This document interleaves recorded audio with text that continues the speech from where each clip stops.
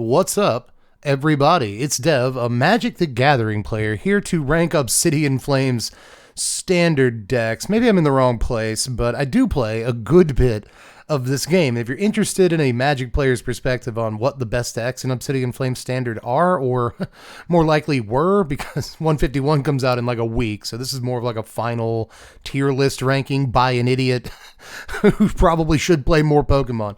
Of Obsidian Flames decks. But, you know, one thing I noticed when I was looking for tier list stuff on this set, or this format, I guess, is that every single tier list had like 50 decks on it, and half of them are not real decks. Like, most of them are not real decks. So I made my own little tier list on Tier Maker here that includes 10 decks. Like 10 decks that I think are actually real in the Pokemon TCG right now. And none of them are necessarily bad, save for maybe like 2 of them. So let's kind of jump into it. I don't want to waste any of your time. So let's see what a dumb, non-professional Pokemon player who plays a lot of Magic actually in his life thinks are the best decks. And then you can laugh about how wrong I am. Or maybe I'll just be incredibly right. And you'll be like, this guy knows what he's talking about. That's very likely not going to happen. Almost no chance, no shot. But we'll kind of jump in here and see what we can see. You know, we'll start with Arceus, which is just Arceus, right? You see that here. What is this? What am I talking about? This is really Arc Umbreon Duraludon, which is a little out of favor at this point. I do think this is a fine deck. It's fine, you know. I think it's probably better than some of the decks in the format, but not better than a whole lot of the decks like on this tier list right now. I think it's better than a lot of fake decks, but not better than a lot of real decks. So I'm just going to put it in C. That's probably about where that goes right now. I do think it's a strong deck, but it does take an awful lot of setup. It's got to be able to attack early. And even if it can attack early, it just can't do all the damage. You know what I mean? I mean, I guess that the whole idea is that Duraludon can kind of outlast, you know what I mean? But getting there takes a little bit of setup, and the early game is just like super exposed. If you can attack, like all you're really attacking with is Arceus VSTAR, and 200 damage is not enough. It's just I wish this deck had a slightly better sort of start, you know. But I think C tier is about right. Again, I think what I said a second ago is probably the most insightful thing I'll say about it, which is it's better than all the fake decks, but like not as good as most of the real decks in the format. So we'll move on to Charizard. Speaking of fake decks, now this is a deck that I actually play on the TCG Live app the most often right now. I actually really enjoy Charizard as a deck, but that doesn't mean that I think it's good. It's not. Those are different things. I like setting this deck up.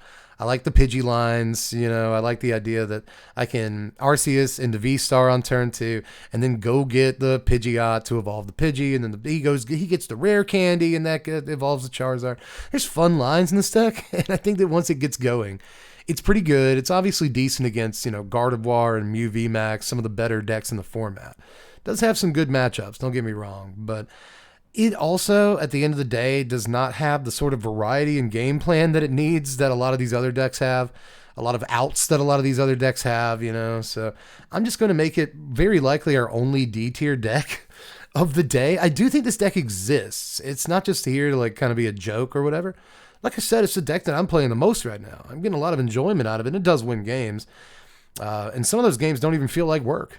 Chien-Pao Baxcalibur provides a serious headache. It's probably the worst matchup for Charizard that I can think of off the top of my head, which is not a matchup you want to be bad, especially on the app, because a lot of people play Chien-Pao on the app. So I should say that too, is that my experiences are tainted by just being a guy that plays on the app all the time. Again, not a pro Pokemon player, much more of a Magic player, and I even kind of suck at that. Ask anybody who watches my channel. I'd say, this guy's a nice enough guy.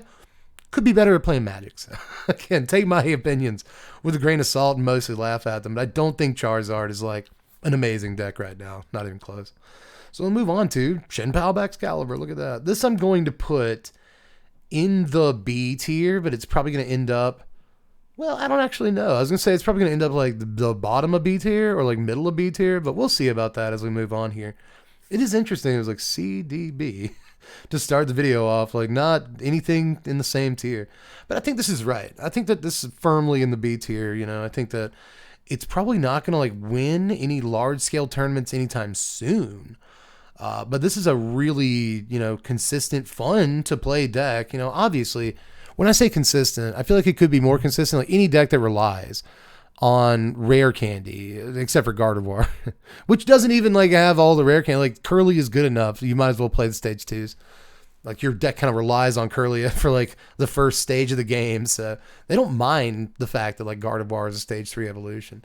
This, you really don't want to play like, what's it, Arctibax? Like I don't even know what the second stage evolution is because you're just trying to go straight from, Frigi to Baxcalibur. So it's one of those rare candy decks that like needs the rare candy.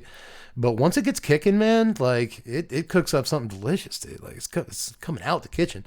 I will say that it needs certain cards to kind of keep going, but it always finds them, especially these builds that play like the 1/1 Pidgey outline and always finds that. It always has the extra rare candy, And then for the rest of the game, it just goes and gets like superior energy retrieval or whatever it needs to just like knock out whatever you have. So this is a cool deck, but there's obviously some consistency issue. There's some speed issues. If you lose your Baxcalibur, like if it gets bossed up before you can do too much with it and they just kill it, you're running into problems. So this is just a deck that has counterplay, but is also a strong deck. And this is sometimes my favorite decks. It's a fair deck. Playing against it always feels like you're, walking a line, am I going to do this? Are we going to get out of it? And it's a tense deck to play with and against. And I like those in a card game. So solid B. I think that's where it belongs for now. Guardy, second place at the World Championships. It's pretty good, I'm actually going to put this in A. Again, weird. B, C, D, A. Just no decks in the same tier so far. But this is super close to S tier. I was just talking about how good this deck is. Again, it's a sort of a rare candy deck that doesn't really need rare candy because Curly is such a good stage 2 evolution. Helps you sort of shore things up. That's how I was trying to say that. Pardon my English. But yeah, Guardy, it takes a second to set up, but it's got this amazing, one prize attacker, Gardevoir, not EX, but just regular Guardy. And then when you do have to use Gardevoir EX, it's a pretty good attacker too if you needed to be. And then obviously Zacian V or whatever, amazing attacker in this deck. It's just once it gets to the point in the game where it's sort of set up and it's not that hard for it to do it because it's always like Curlia-ing like 3 times in a turn, kind of feels like playing against Lost Zone Box. It's just Curlia like a million times in a turn. And Radiant Greninja and stuff. And like all of this is putting energy in their graveyard. And they, just come back. Like they basically have no energy or no damage on any of your guys. And you can have a Charizard. You can have like a 330 HP. That's the thing is that Charizard should be good against these decks. But, all it needs is one attack, depending on what it's got in the active, to knock out that Charizard. 330 HP sounds like a lot, but you can really stack energy onto dudes, obviously, and just like crush all at one time with Gardevoir. There's a reason that this has seen, sort of a lot more play over time and why it was number 2 at the World Championships. It takes a good player, I think, to play a Gardevoir deck effectively, and that's true of most of the best decks, except for maybe Mew. Mew's just kind of it just get easy wins kind of deck. There's a lot of decision points, with a deck like this. You're drawing a lot of cards. You're forced into a lot of decisions. What do I bend this turn if it's not an energy and all that? So a deck that rewards smart play. And even if you're not playing super smart, it just has a bunch of free wins too in this environment. So, and Charizard was meant to kind of keep decks like this and Mew down, but it's not seeing enough play to do that. So this is still a very, very good deck, but I don't think it's quite S tier right now. I think that it's as close to, dunking without actually, like it's grazing the rim, but it just can't get the ball over it. You know what I mean? It's just barely outside of S tier. So that's how high my criteria is for some of this stuff. We got to move on here to Tina. Man, dude, Lost Zone Box like Giratina. I actually, like, my personal preference says this is the best deck in the format. Tina's just so good, dude. Like, this needs to get more finishes, like more good finishes, for me to like really put it where I want to put it. But I'm going to put it in S tier anyway. I don't think it's the best deck in the format, but it's like super close, It is my preferred way to play LZB right now, and I think that it's entirely possible that like just straight up and down Lost Zone Box is probably better than Tina right now. But God, dude, Tina just it's so fast. You know, you get Mirage Gate on like turn 2 super consistently. You attack with the Tina, and even if you're taking energy off the Tina, you just Mirage Gate again next turn. You know, you draw like 8 cards a turn with your compies, and you know, first turn you'll sometimes draw with Tina too. So just a super gross deck that's able to like turbo and get to Sableye really fast if it needs to do that, and it can just take a knockout on anything with Giratina VMAX or whatever, so or VSTAR. So like, God, it's just got so many like angles it hits you from. It draws all the cards in its deck in like 5 turns, you know, and then it just goes the old like super rod and get back my Sableye and my energy and like draw into them. Like it's got all the Lost Zone box tricks, but it's also got this like ridiculous attacker that can just knock anything out. And like, God, that thing is crazy, man. Like I love Tina right now. I think it's probably my favorite deck to play, period.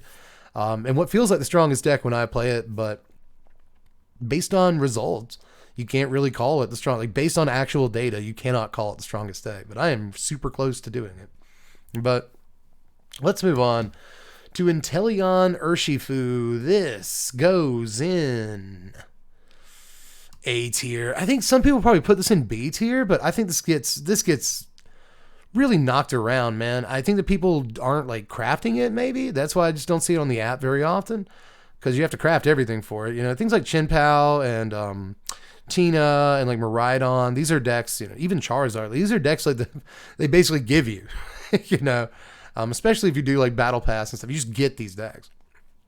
So that's not really true of Inteleon Urshifu. And, you know, it's got like Medicham in it. Like, none of these cards are given to you. So maybe that's why I just don't see it on the app very often. But this deck is busted. This deck is super broken, man. Like, Urshifu is a fine attacker in and of itself, but just like this ability on the Inteleon VMAX S-tier, I always get them mixed up. But, you know, the one that just lets you like throw damage counters around, it's just so disgusting. You set so much up with like Medicham and take extra turns, and it's just so annoying. And good. This is a solid deck, and if I'm not mistaken, Cyrus Davis won like NAIC with this, didn't she? So this good. This is like an obviously good deck. So whoop. I guess she won with like Rapid Strike Urshifu. I don't know if that's slightly different, but I'm pretty sure it's, you know, the same core build with Urshifu, Inteleon, and Medicham and stuff. So this has proven itself to be a really good deck at like the biggest North American International Championships of all time. So definitely an A. It's got so many little tricks, again, angles of attack that it comes at you from. So I'm a big fan of this deck. If you can craft it up, give it a shot, man. Sweet, sweet deck that doesn't get enough credit. Next is Lugia VSTAR with the Arceus and such. I'm actually going to put this in B tier.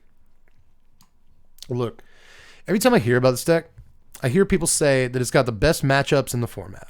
You know, and like they present these matchup charts where it's just like 50%. It's like above 50% against every single deck in the format. I don't get it. Like, it's so slow.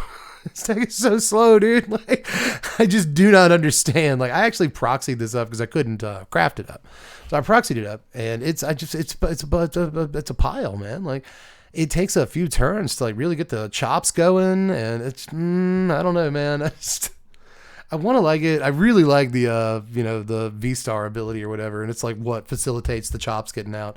And it should be this like ridiculous ramp, but it just like, it feels so much slower and clunkier than it actually like is on paper. And again, those matchups like seem so good, but maybe I'm just dumb. Like maybe that's why I'm like not doing it right. But like, I cannot get this deck to like really get going, you know. So I wish I liked Lugia more. I know people swear by it, but I'm just not a huge fan. So let's move on to Mew VMAX. This is an S tier deck right here, baby. I'm gonna put it ahead of Tina, mostly because the data says to do that. Really, number 1 of the World Championships and a million good finishes outside of that, and it makes sense. Like the deck doesn't quite pilot itself. This is a really intensive, like decision heavy deck. It doesn't get enough credit for that. Even I kind of didn't give it enough credit for that like a couple of minutes ago. It does get like auto wins, and it is fairly, you know, easy to pilot it to wins. But in the middle of those games, there are decisions, you know, like, do I use all my power tablets this turn so that I can get the most cards off of Genesect V's ability? Do I burn these cards? That's really what this deck is all about. Like, do I burn these cards so I can draw more Genesects? Or do I need to hold on to these right now? Like, do they benefit my game plan 2 turns from now, or should I blow them, basically? And those are your most important decision points with Mew, but you're still just like doing a billion damage every turn, drawing like 12 cards. You know? So, like, even on the turns where like you don't hit your decision points correctly, like you're still doing broken stuff. So just a gross deck, does a bunch of damage, does it very, very quickly, can attack on turn 1, draws a million cards, has a super Bibarel, right? So just poised right now to be the best deck and proved that it kind of was, you know, at the World Championships. Even as the format sort of gets more things developed into it, I think this deck will hold on as one of the top 3 decks in the environment. Even after 151 comes out, a bunch of important cards. Paradox Rift comes out, a bunch of important cards. Whatever it's called, Surf comes out, Raging Surf. I believe this deck will probably hold on through a lot of that. It is a very, very powerful, very fast, sort of very technically, you know, driven, you know, draws a million card sort of deck. So fun deck to play and obviously very powerful. Won the Worlds. Let's give it S tier. Let's look at Miraidon next. Look, Miraidon's B tier. I think some people put this in C, but at least B, and I'm really keeping myself from putting it at the bottom of A tier. I don't think it's quite the deck that Inteleon Urshifu is. I'm actually going to put this ahead of Lugia right now, which is pretty controversial, I think, to some people. I don't think it's as good as Chien-Pao, but I think it's like right there next to Chien-Pao. This is a very good deck, especially some of the recent builds with like, they're super, you know, path to the peak oriented. They play like a bunch of Judge and Iono and stuff too. Sort of control-y decks that just fill their bench and deal a bunch of damage. Like it attacks for 220 on turn 1, but it's also a control deck that paths you and just like locks you out of the game. So really interesting sort of new builds with this deck. I did a whole video about this deck. That's how much I like it. So I'm not going to say too much because I've already said a bunch about it in that video, and I've kind of already said a bunch about it here. You know, everything you need to know. So I like Miraidon. I think it's better than a lot of people give it credit for, but trying to be as objective as possible. I think middle of B tier is probably right. And even that is probably too high for a lot of people watching this that know what they're talking about. But we move on to the last deck, Lost Zone Box. I think this is the best deck in the format. I'm pretty sure this is. It's like between this and VMAX Mew and Tina. You know, I think Tina might be my favorite version of LZB. But just traditional LZB is amazing right now, especially with all the different ways you can build it. You know, we were seeing some people move away from like the Dragonite and Drapion sort of, you know, builds and trying some different stuff. And I really, really like that. But just like the basic core of like, I can attack with Cramorant on turn 1. I can attack with Sableye on turn 3. You know, like it's really hard for a lot of decks to do much of anything about that. You know, Radiant Greninja and Sableye, that sort of combination, just always taking 2 prizes from the bench, like constantly, like it's gross. And these setups where like, you know, that you can just disperse damage with a Sableye, even if you don't knock anything out, just disperse damage with a Sableye. Sableye dies on hit next turn. And then you just like Super Rod, use Comfies and Colruses and stuff to draw into the Sableye, you know, bench it, switch out the Comfy, put an energy on the Sableye, attack again. It's so easy to make stuff like that happen in this deck with like Mirage Gates and whatever. You know, Radiant Greninja can attack 2 turns in a row super easily in this deck with Mirage Gates and Super Rods and stuff like that, getting the Greninja back. There's just so many late game tricks with this, but it also comes at you so quickly with Cramorant and even Sableyes. You know, I think that some people think it takes like 5 turns to attack with Sableye. You're doing it wrong. So this is a gross deck that mostly plays 1 prizers and yet takes 2 prizes like all the time. You know, it punishes slow starts. It draws its entire deck in like 4 turns. It is the sort of Pokemon deck. You know, it draws its entire deck. It takes multiple knockouts a turn. It has multiple angles to attack from, right? It's both fast and methodical. Like it can play long games and it can play quickly. It's got a lot of churn, a lot of decision points, right? There's just so much going on with this deck, and it all happens. I was going to say quickly, but obviously this is the deck that is like most likely to go to time in this format. It's the most likely deck, I think, to draw in this format, just because it takes so long to play a game with it. But that's because you have to make like 5 decisions a turn on the low end. And how do I use this switch? And what do I, you know, exile from this Comfy or lost home from this Comfy? And what do I lost home from this Colress? And do I spend this card now, right? Like there's just so many little decisions, but a good lost zone player can easily make this the best deck in the format. We saw that in Pittsburgh. You know, if you need a little bit of, I guess, proof of concept for why I think this deck is so good, Pittsburgh is a pretty good example. So I think lost zone is just incredible right now. Not only does it do all that stuff, you know, it's fast, but it also has a great late game. and it draws its entire deck. It's powerful, you know, it takes 2 prizes easily. But all of that, and it's a 1 prize deck, like for the vast majority, for the most part. So that also, I think, aids it quite a bit in a format where it can take, you know, 3 prize cards on some turns, like really easily. So just an absolutely disgusting deck. It feels like playing God, you know, it feels like playing like vintage 1993 Magic to play this thing. So really, really gross deck right now. And if you pressed me, and this is my video, I guess this is my book. So what's the best deck in the format? Lost Zone Box, and I actually kind of don't think it's close. But yeah, that's my dumb opinion. Again, Magic player here, been playing Magic for 30 years, been playing Pokemon TCG. Well, I played it when I was like 13 to 15, but then I didn't play it for another like almost 20 years. So more than 20 years. So I just started playing this game again like 2 months ago. So I'm pretty sure that my opinions are able to get me beaten up in the comments. So just let me know how you felt about like all of this down there. And our next video is going to be some 151 stuff because that set comes out very, very soon. So subscribe if you haven't done it yet. We just got over 1,000 subscribers. Again, thanks for all of that. But you know, we're trying to go to the moon with it. So sub if you haven't done it yet. Check out the other content. Links in the description to more videos and whatnot. So even if you don't do any of that stuff, I just appreciate that you're here. Thanks for stopping by, man. I'm Dev from The Place. Thanks for watching, y'all. Catch you later. Spread love and be kind.